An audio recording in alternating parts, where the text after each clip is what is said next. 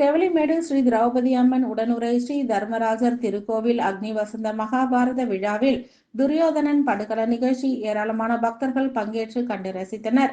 காஞ்சிபுரம் மாநகராட்சிக்கு உட்பட்ட செவிலிமேடு பகுதியில் எழுந்தருளி இருக்கும் அருள்மிகு ஸ்ரீ திரௌபதி அம்மன் உடனுரை ஸ்ரீ தர்மராஜர் திருக்கோவில் அமைந்துள்ளது.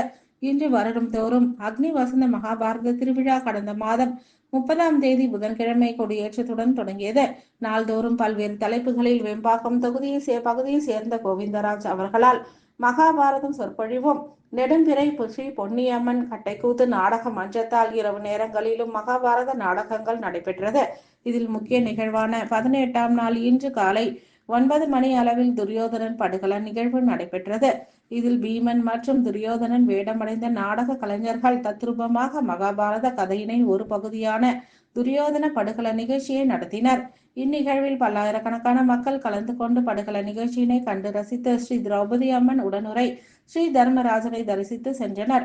அக்னி வசந்த மகாபாரத பெருவிழாவினை திருக்கோவில் நிர்வாகிகள் செல்வராஜ், தர்மராஜ், ஜவகர், திருவேங்கடம் மற்றும் ரமேஷ் உள்ளிட்ட குழுவினர் மேற்கொண்டனர். விழாவில் கலந்து கொண்ட அனைவருக்கும் அன்னதானங்கள் வழங்கப்பட்டது.